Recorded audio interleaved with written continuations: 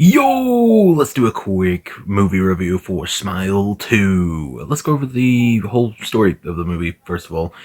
This is basically the first movie. Again, someone gets cursed by the Smiler. We're gonna call him the Smiler from now on, okay? And that's basically it. It gives us a little bit more to the actual lore and origin and powers of the creature, but I'll tell you whenever I get to the end of this explanation of the actual story. We start out with the cop who survived the first movie. He is cursed. He almost gets rid of it. He is on his sixth day. It's supposed to kill you after 1 week, and that's it. And yeah, that's basically it. He almost survives. He kills someone in front of someone else, giving it to them, and then he tries to run away from the drug lords or freaking whatever, the drug salesmen, whatever, that are at the place that are chasing him, and he almost gets away, and then he gets hit by a truck, and it just splatters everywhere. That truck was driving in the middle of a neighborhood, really should not have been going that fast, kind of extremely dangerous and reckless, kind of stupid. I'm glad they wrecked into a light pole because they don't need to be on the roads anymore. But yeah. So we go from that to New York or whatever. I'm just going to say it was New York because it's a huge city and everything. And it's a pop star idol person. And yeah, we just go through her story. Later in the movie, we figure out that she caused a wreck that killed her boyfriend because they hated each other and they were both doing cocaine at the time. Kind of a stupid thing to do while you're driving, but whatever. And she survived and he died. That's basically all her deal is. She's always freaking out about it and everything because of that.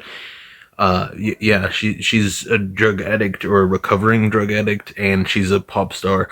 And this movie is pretty cool because it goes into the actual being a pop star and everything, and how that does kind of screw up your life, especially if you start as a child, because her mother absolutely just does not care about her whatsoever, only cares about the tour that she's supposed to be going on and everything. And yeah, they got Drew Barrymore in this movie, which I did not expect, just because, I don't know, is she even a huge actress? The only thing I know her from is like whatever his name is movies, like the Billy Madison and that dude. Adam Sandler from Adam Sandler movies is the only thing I know her from. But yeah, I don't know. I thought it was a little bit weird that she was in this. And then basically she gets it from the dude from the beginning is living in the city at an apartment, and she goes there for Vicodin, I think is what it was. Yeah, Vicodin.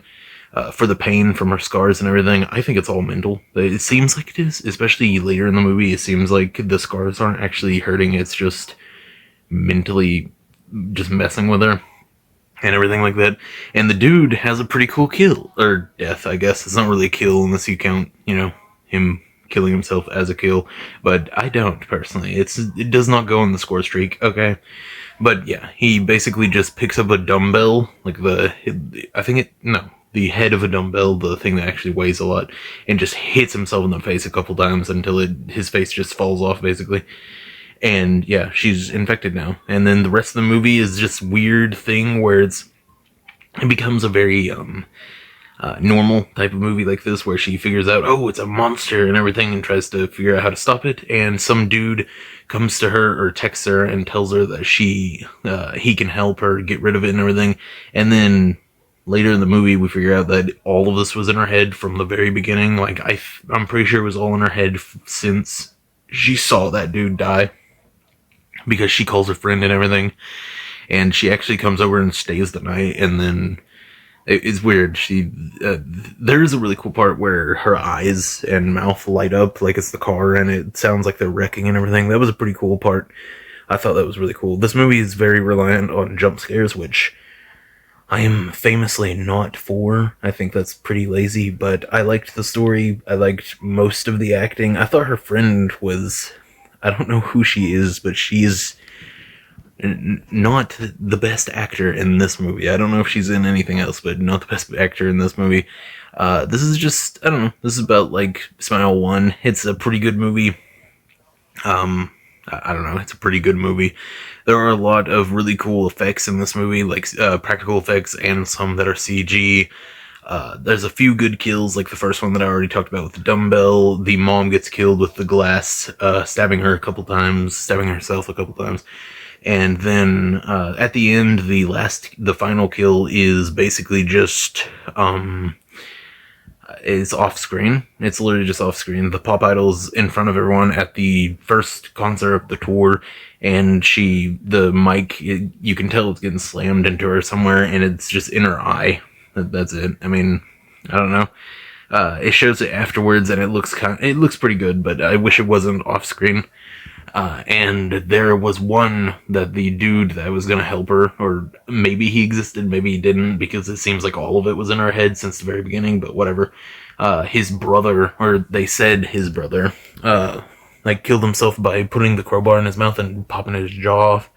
And that was a pretty cool split-second kill right there. A lot of good practical effects, and I love the puppetry, or whatever, for the main monster. I actually saw the puppetry behind the scenes thing before I saw this movie, so I was actually pretty excited to see that, but it was only at the very, very end. I thought it was going to be like a cooler thing, I guess, and there are some really cool parts where the pop idol aesthetic actually kicks in and everything, and the background dancers are like a whole bunch of them piled up on top of each other basically are chasing her, and it's kind of like the Weeping Angels from Doctor Who, except maybe not, because every time she looks at them they're closer, but then she'll turn around and they'll get a little bit closer, and then she looks at them and they don't stop sometimes, which is weird. Pick a lane and stick to it, my dudes.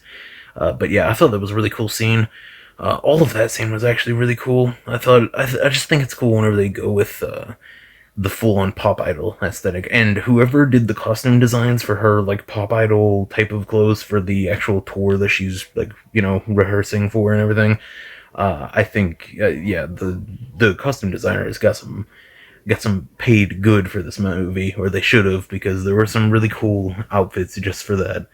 Honestly, I wouldn't mind if the main character from this came in as a survivor or something for DBD, or Dead by Daylight, for those of you who aren't cultured like me. I think that would be really cool. They'd have some cool skins and stuff. I'm literally just want it because they had the pop idol aesthetic, and the like the whole outfits that she wears and everything look awesome. But yeah, this has some pretty good surreal moments where it's like showing the past with all of the wreck and everything. There's a few moments like that. So there's some cool fight scenes with the monster and her. I think they were trying to go with like a perfect blue type of thing with this in some parts, because there's like this Asian dude with blood all over his face that's like, oh, I love you, you have such good skin, and then he ends up showing up at her apartment, but it was just the smiler messing with her head yet again, which, I mean, yet again makes me think that all of this movie was just in her head, not just the first part, and the mom didn't actually die, so, and did they all seem like they're chill with her, so it seems like she didn't do anything weird, so I'm pretty sure it was just all in her head, and the smiler was like taking control over her body and mind from the very beginning. It kind of reminded me of another movie that I need to do a review over called Malignant. If you haven't seen that, spoiler warning right now. Yeah, she ends up having like a twin thing in the back of her head, and it can make her see events differently, like whenever it's in control, and it kind of reminds me of that, because it's like it's in control now and it's making you see the world like differently than it is. Malignant is a really good movie. I do need to do a review over that. But yeah, this movie, not bad at all. It's very cliche in a lot of the moments. Has a few good jump scares. None of them made me jump or anything, but I could see someone who isn't like super down with these movies getting scared of them, like hasn't seen a ton of them, wouldn't see it coming, but I don't know, I feel like most people can see jump scares coming from a mile away nowadays.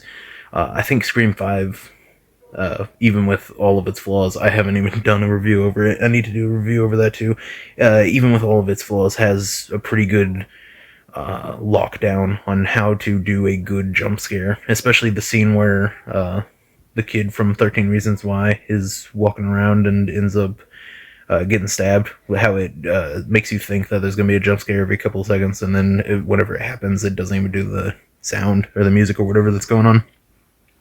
But this isn't a review for Scream 5, so yeah, this movie is pretty good. I love the practical effects for the main monster at the end. If you haven't seen the behind the scenes stuff for that, even if you don't want to watch this, you should go and check that out because it just looks really cool and how they did it was really cool. But yeah, this movie was cliche, and that's okay. It's good. I thought the first one was cliche but good, and I thought this one was cliche and good.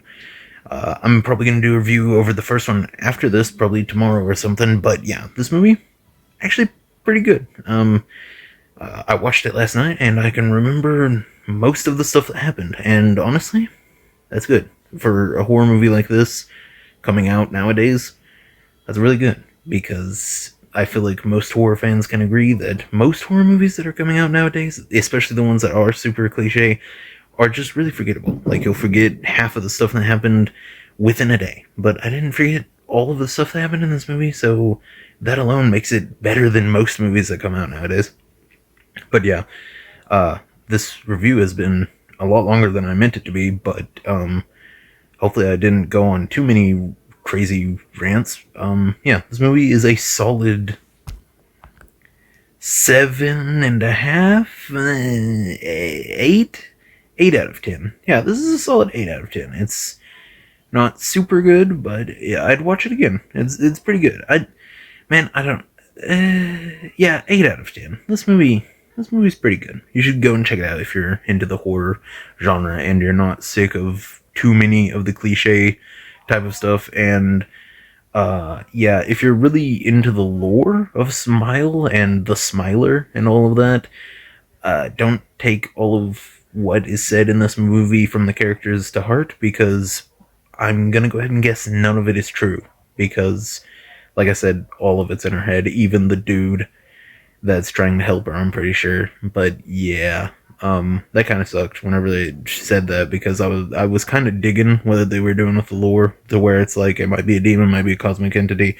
But yeah, I might do a full-on lore video, just compiling all the stuff they said in this movie, just to try and figure out what it is. But yeah, I don't know. It's a weird little parasite thing. That's pretty cool. But yeah, 8 out of 10. Definitely not bad. Not the best movie, but definitely not bad.